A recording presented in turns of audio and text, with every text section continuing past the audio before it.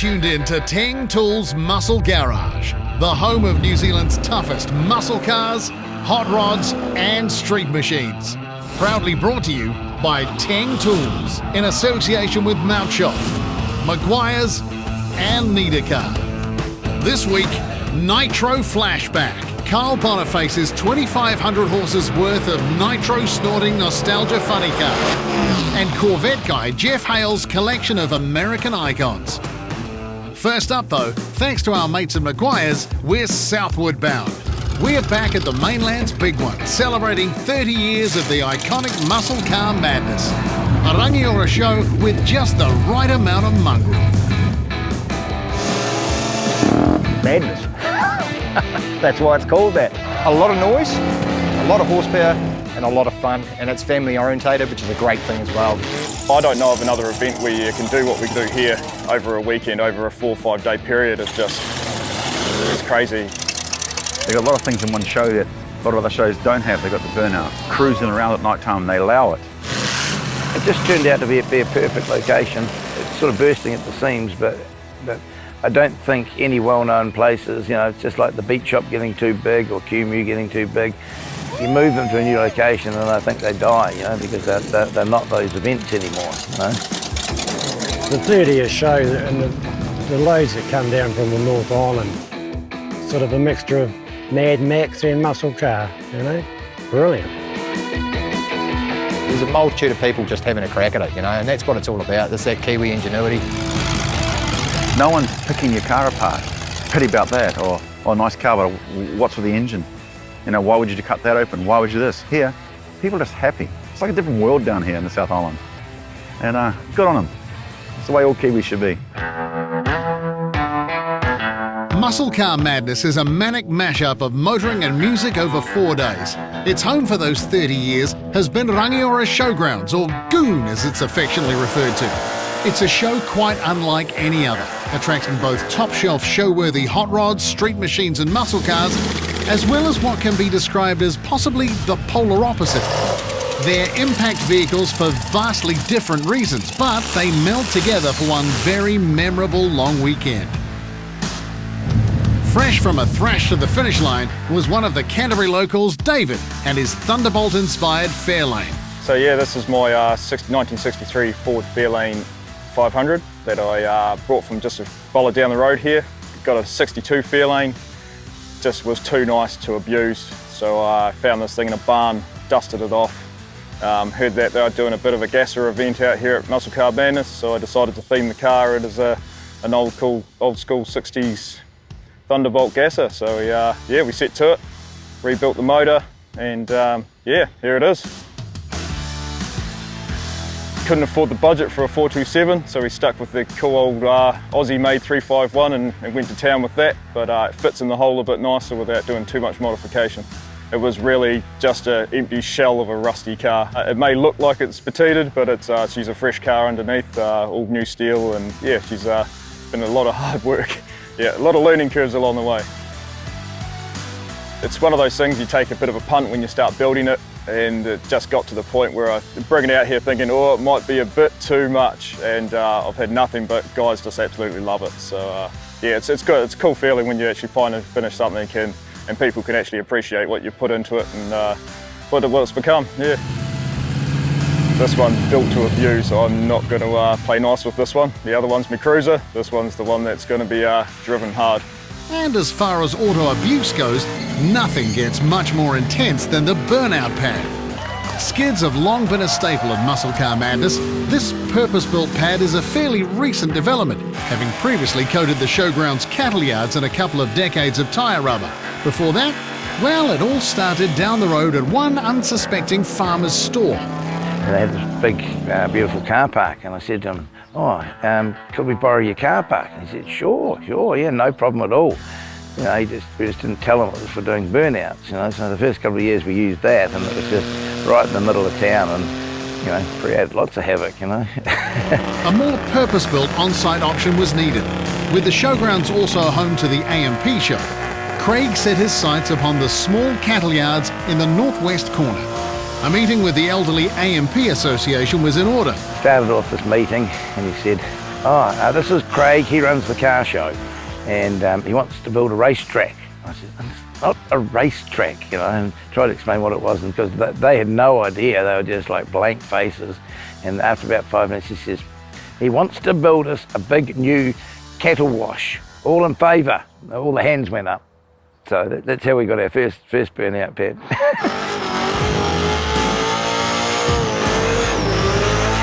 Noise, smoke, and loose tyres. And if you can do all that and keep on the pad, you've done a pretty good skit. Some people fall off, some people don't.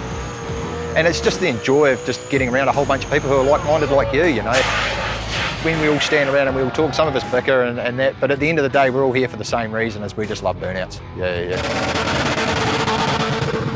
The new Muscle Car Madness burnout pad puts up a challenge for the entrants.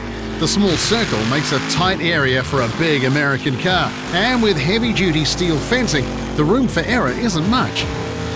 As was the case for the entire event, the burnouts were bolstered by a strong turnout from the North Island, setting the scene with a high standard of both vehicle and wheel work.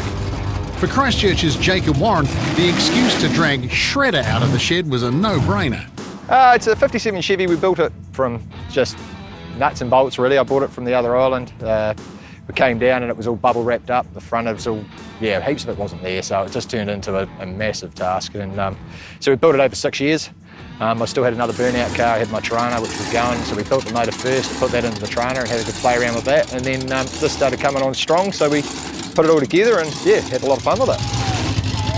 A car that looks just a bit too nice for its intended purpose.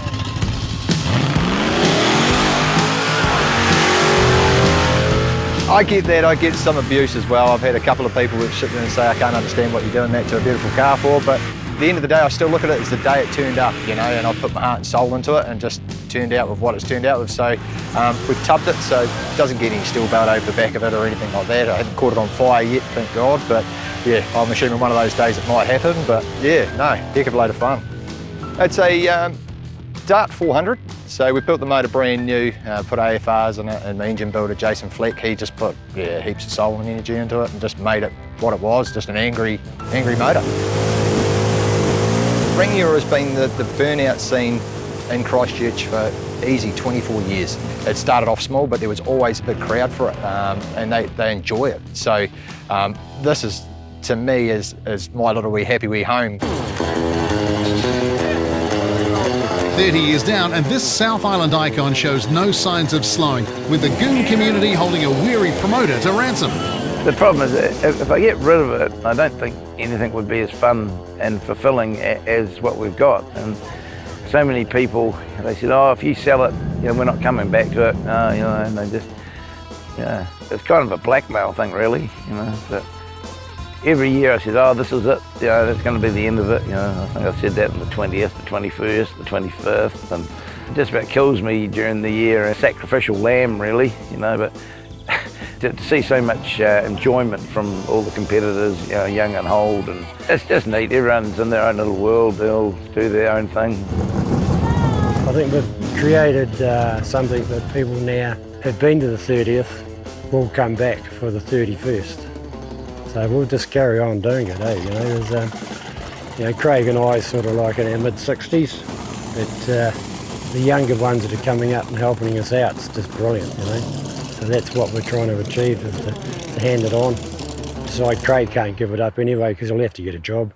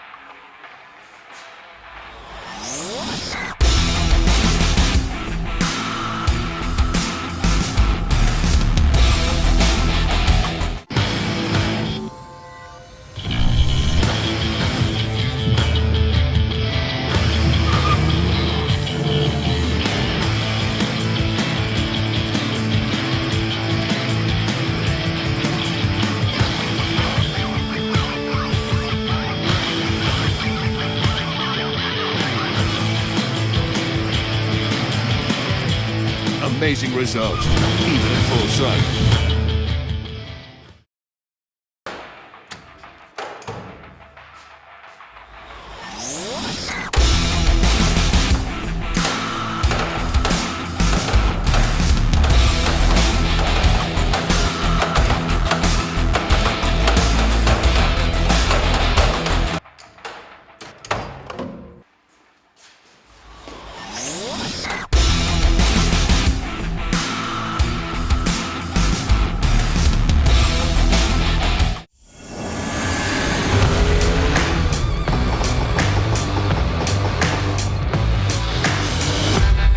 You're back with Teng Tools Muscle Garage.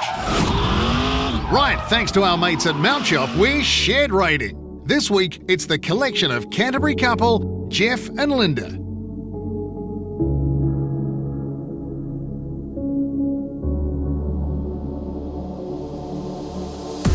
I definitely didn't get it from my dad, and I shouldn't say this, but he was into Skodas and Rovers, so I mean, I've taken a good U-turn there.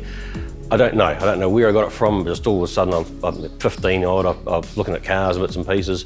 Started off, went round to look at a 56 custom line, which New Zealand knew way back then, and thought, oh, that's me, I'll have a crack at that. And his brother pulled up the drive in a 55 Chevy, and I thought, that's the car for me, bought that and gone from there since. I just don't know where I got the interest from at all. Just popped up and, you know, as you can see, it's gone from there, really. For Geoff, that newfound love of cars would soon turn its focus to Chevrolet's Corvette. It's fair to say he was smitten. He's now owned 33 of them. For me, when I was young, the C3 Corvettes, so 68 to 72s and stuff I like, that was, you know, the cool car at the time. You know, it looks like it's doing 100 miles an hour, just awesome. You know, when you're a kid, it was just fantastic. I had 4 at one stage, which I thought was a bit excessive, so, but yes, I mean, happy we've got a later model one as well, which is a good drive car, but always going to have a chrome bumper car, and we'll probably keep the one we've got. It's a pretty nice car now, so one owner from the States, and, you know, 427 4-speed manual side pipe car, it's exactly what I want, so couldn't ask for better. And these days, the Corvette finds itself in plenty of good company. I've always been a GM man, and I've always liked my Chevys and bits and pieces of stuff, but there's so many other brands out there we like as well, which is why it's sort of a bit, you know, not focused on one thing. It's we like what we like, and, you know, if we can afford to get what we can, we do it. The 57 Chevy was originally going to be a blowing big block and 4 or 5-speed manual, be a skid car, never go on the road and just be a maniac up and down the street. And I thought, oh, I wouldn't mind a nicer version of that, so we got a wee bit carried away, and what you see is where it sort of ended up. The Galaxy, I've always liked the 63.5 fastbacks are a cool car. I think that goes back to that NASCAR thing, you know, seeing, you know, videos and stuff from the 60s and that sort of thing, ripping around, they're cool. And the Patina suits me fine. We're not really shiny car people. You know, we like to have nice cars, but we also can't afford to have everything as a, you know, a show car, if you like. So the Galaxy will stay as it is. It'll, you know, it's had the mechanical work done already. I've done the motor box, disc brake conversion, get a bit of interior kit through it, and it's finished as far as we're concerned. I like to look at the way it sits, and you're not too precious. You know, that's the thing. So, you know, we can probably throw the dogs in it, go to the beach, or, you know, go down shingle roads, don't care, because it is what it is. It's just, you know, it's a cool old car, but it's got the look. The look is an important part of the selection process. They may have different badges on the grille, but Geoff's garage is home to a number of automotive's golden era's heavy hitters. Iconic is 59 Cadillac. You know, that's, for most people, you know, that's just, they either hate them or they love them, but I mean, they're an iconic car either way. And one popped around here one day, and it stayed. So we've got that stoked with that. Always wanted one, never thought I'd get one, then it fell into our lap. So they're all there because we like what they are for whatever reason, you know. But, you know, a couple of iconic ones, definitely the, you know, 57 big block Vette, 59 Cadillac, you know, to me they're pretty up there. For other vehicles, the sentimental value far exceeds the monetary. 67, the red 67 Cadillac convertible. I proposed her in it, we got married in it, so it's a pretty special car, and that's definitely probably the top of the list that doesn't get sold, I guess. Bit of a bun fight when we got to that one, I think, somehow, but yeah, cool car, and it's got a lot of meaning for both of us. For Geoff, his love of cars turned into a career with 35 years and counting spinning spanners. But as it is for many, the cars are no 9 to 5, and the home workshop perhaps is the true home of the hot rodding hobby. You know, years ago, you couldn't buy anything you wanted. You had to make a lot of stuff and make do with what you had. And I think a lot of really cool cars have been built in New Zealand with that in the back shed and the whatever, because they've had to use their brains, they've had to use the stuff that's available at the time, because you go back 20 odd years even, you couldn't go to Rock Auto or Summit or whatever and order what you wanted, and it arrives 3 days later and bolt on your car and drive away, you know. So it's important to have projects going on, I think, and plus for me it keeps my head active, you know, keeps me doing things. Yeah, got to do that, and I enjoy doing it too. It's like all mechanics, 99% of the time they're pretty good, and the rest of the time you're throwing spinners around the room, but it is what it is. So. With wife Linda also in on the act in a big way. For this Canterbury couple, the hot rod bug is a hard one to shake. We've talked about moving a wee while ago. I thought, we'll downsize the cars and you know, move off and do something else. And then we sit there and think, well, I'm not selling that. I don't want to sell that. Well, that's not going. I'm not going to sell that. And so well, here we are, still with the same number of cars and not doing anything. It's I think once you've got it, and that's that. Right, the nice folks at Need a Car are back this season, serving up a collection of the country's coolest cars. And with 2,500 horsepower and 6-second passes, this week's is a bit more brutal than most. Meet Karl Boniface and Nitro Flashback. A grand scheme that all started innocently enough. Rewind 16 years, and Karl was campaigning a 68 Camaro in the super gas class and looking to step things up a bit. The Nitro thing had always been in the back of my mind. I saw Geoff Hale run at Tonga down in Southland in the mid-1980s. And it was just like a heroin needle in the vein. It was, you know, I've got to do that Nitro thing. And I knew that I couldn't aspire to that level. That was a bit beyond my means. I took off over there to the States initially to buy parts for the 68 Camaro. And I decided to go along to a meeting at Vegas where they had these Nitro funny cars running, Nostalgia.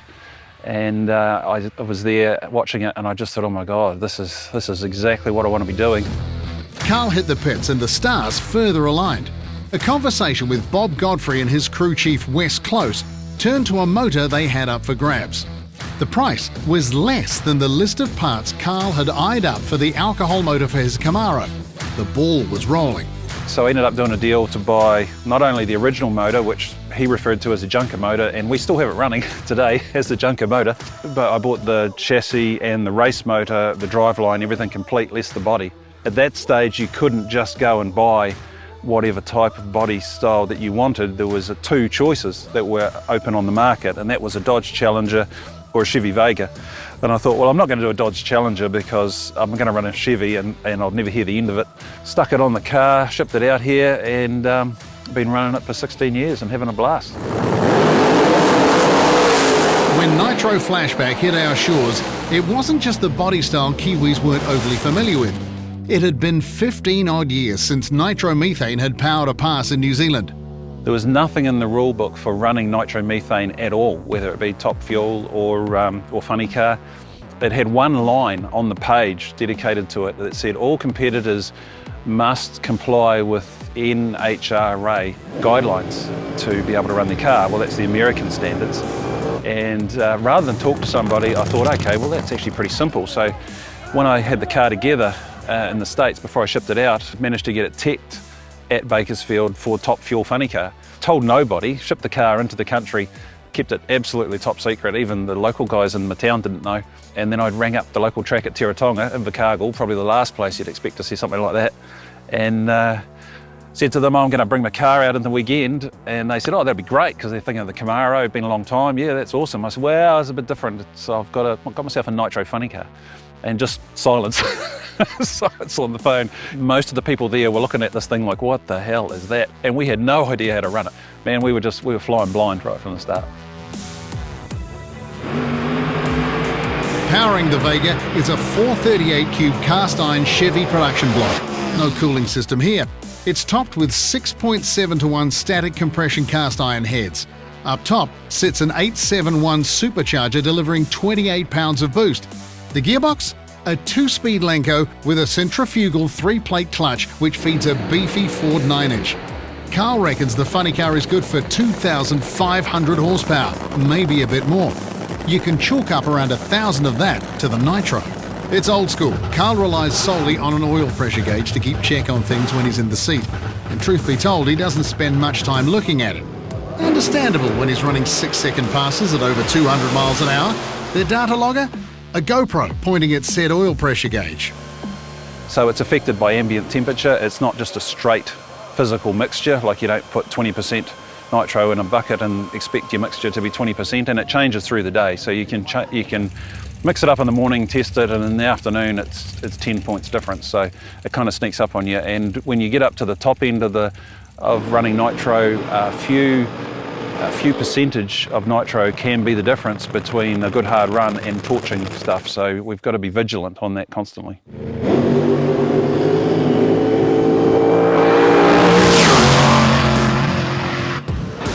Very aggressive. The nanosecond you squeeze that throttle, it's full on. So there's no progressive power delivery. It's like a switch on off. And particularly our car with the 1970s combination, there's not a lot of tunability in it. So it is very much a case of stab it and hang on. Drag motors and fuel injected motors are designed for wide open throttle. So you start feathering the throttle, that's when you get a backfire. And with nitromethane, when you get a backfire, it's actually an explosion.